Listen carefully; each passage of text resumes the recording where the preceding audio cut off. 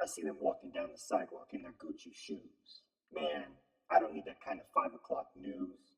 Fake. Bake me a rainbow cake, and I'll steal my pen, lest I forget. Dry old big old butt up in a fit. They tell me that's just the West Coast mentality. Run me over with their BMWs, become the next fatality.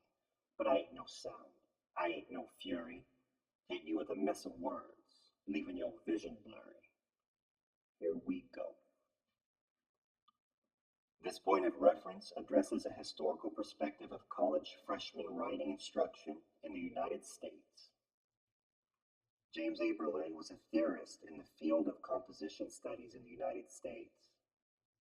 He provided a historical framework for the development of composition studies. The following excerpts are from Berlin's text, Rhetoric and Reality, Writing Instruction in American Colleges, 1900 to 1985, Chapter 7, titled Major Rhetorical Appeals, 1960 to 1975, under the section titled Subjective Rhetoric, pages 149 to 151. To add a bit more context to these excerpts, there was an expressivist philosophy taking hold at many colleges and universities in the United States in the 1960s and early 70s. Stemming from H.R. Wolff's Composition and Group Dynamics, The Paradox of Freedom, that appeared in the academic journal College English in 1969.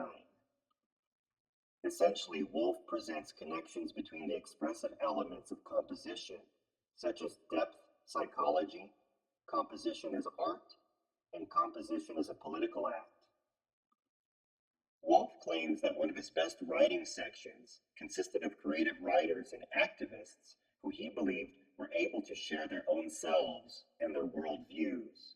He suggests that the creative nature of the composing act, only such self-assertive behavior can lead to success.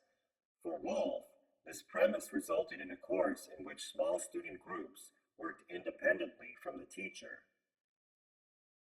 Wolff's approach in the writing classroom, as well as others during this time, birthed the notion composition is happening. In Charles Deemer's 1967 essay, English Composition is a Happening, he claims that the university is opposed to education because it fragments and alienates students. Deemer claims that the teacher's authority should be removed from the English composition classroom and that the teacher and students should become equal participants in learning. The model for this course is the happening, an art form distinguished by its making the audience part of its very existence. This aesthetic experience involves shocking and surprising the audience participant into awareness, serving as the focus of the composition classroom. Deemer states, clear writing and clear thought come only after clear experiences, yet the inspiration of such experiences has been virtually neglected by educators. Now, we delve into how this approach appeared in the composition classroom. On page 151, Berlin states, in the article, Making Freshman English a Happening, William D. Lutz describes a variety of forms the happening can take, calling especially on activities that appeared in the freshman English syllabus of the University of North Carolina at Chapel Hill.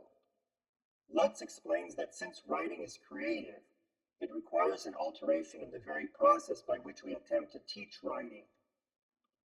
This involves breaking down the authoritarian classroom atmosphere and creating unique experiences for students. The happening, of course, provides generously for this, offering structure and unstructure, a random series of ordered events, order and chaos, the logical illogicality of dreams. This kind of classroom finally calls for the complete restructuring of the university, including the overthrow of all grading systems and of teacher authority. The happening provides experiences about which the students can write, and the students' writing is completely free without restrictions of genre or length. The specific happenings used to evoke writing responses were varied and even exotic. In one case, each student was given written directions to engage in a specific activity at a given signal. These included such tasks as repeatedly counting to 5 silently and saying aloud, "If I had the wings of an angel," each time 5 was reached, or hiding one's head in one's hands while standing in the corner of a room, or gently tapping one's forehead against a desk repeatedly, and so on, with each student engaging in a different activity of this kind. After a few minutes, the teacher stopped the students and asked them to write a response to the events they had just witnessed. Other happenings involved listening to the same piece of music in different settings, conducting class discussions in the dark, and making collages and sculpture. Finally, it should be noted that the efforts to use film for writing experiences or to create films in the composition classroom that were recommended in composition journals at this time were closely related to the notion of composition as a happening. These kind of writing activities within the framework of subjective rhetoric in the mid and late 1960s is interesting, but I am unsure of how effective it was in the teaching of writing. The activities Berlin described in these passages are based on the concept that composition is happening, which means that students are to describe their experiences after doing an unusual activity. While I like the idea of trying experimental teaching approaches, I cannot see how the ones Berlin points out during this particular era help students with their writing. Perhaps there is some preparation that goes into activities such as these, but it does not seem as if much is needed. In terms of curriculum, activities such as this could have been a one-time deal and not continued throughout the semester. Having students express their experiences in their writing could provide them with deepening their perception of their actions, as well as those of others around them.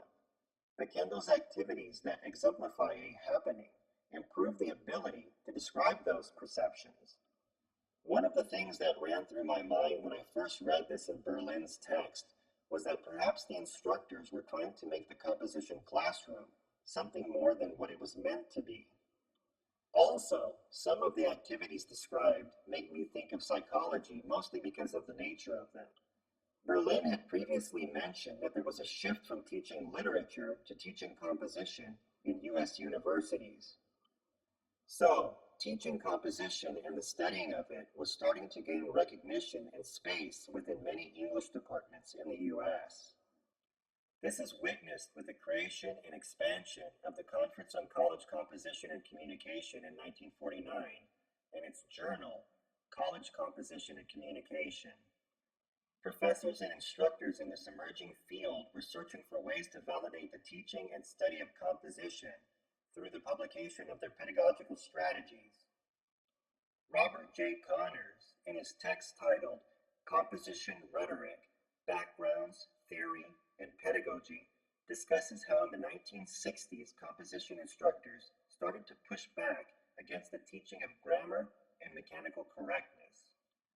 For instance, the teaching and study of composition at universities started to cross over and absorb theories and strategies from other disciplines. The 1963 rhetorical revolution Connors talks about involves the influence of transformational generative linguistics and Noam Chomsky, as well as other influential individuals in linguistics at MIT during this time, and their questioning of the traditional and structural approach to linguistics. The academic landscape was changing at many universities in the US in the 20th century, which was partially attributed to 2 world wars, an increasing consumer population, the emergence of community colleges, more non-traditional students in the form of women, minorities, and the poor attending colleges and universities, and the development and spread of new theories, disciplines, and specialized fields. And the pendulum of politics, on and off many campuses, was starting to swing in the other direction. Much like what we've been witnessing in politics in the US since the end of 2016, the politics associated with the right and the left resembles a pendulum of sorts, and the right which was once considered the establishment, has now become the outsiders in a politically correct, identity-based society. Paul Joseph Watson calls conservatism the new counterculture, and he is correct. The pendulum is starting to swing back to more of a conservative philosophy, at least for the time being.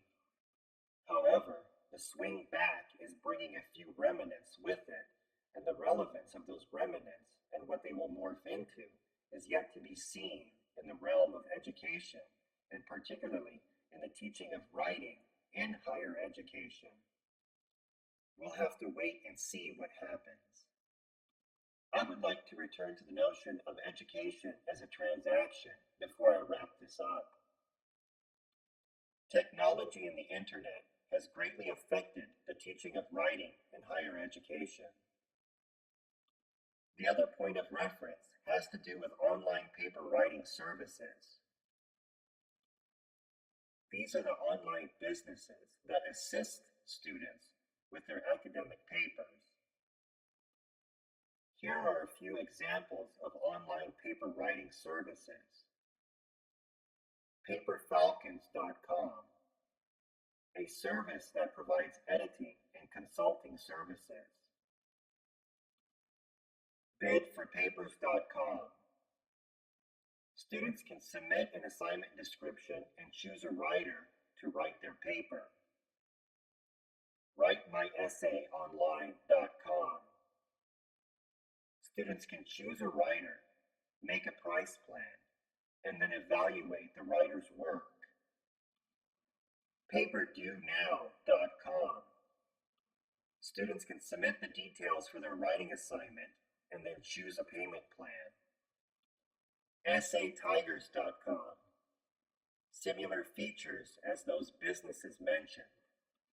In a New York Times article from 2004, Dear Plagiarists, You Get What You Pay For, Susie Hansen explores the efficiency of online paper writing services, as well as how much it costs to get a quality paper. Hansen goes through the process of buying a pre-written paper through an online paper writing service, questioning the overall quality of them. Writing in The Guardian, Adams finds that the bought essays score low and that many of the papers resembled Americanized essays. On her blog, CNN's Carol Costello shared her own experience buying an essay online. What was the result? The paper cost $80.97, was 3 double-spaced pages, and contained 5 references. So, who is doing the writing? EssayWriters.net provided a breakdown of writers and where they were located using domain tools, which is used for tracking internet traffic. 28.8% were from Pakistan. India was estimated at 27.3%. In the USA, it was 20.9%. Philippines came in at 6.5%.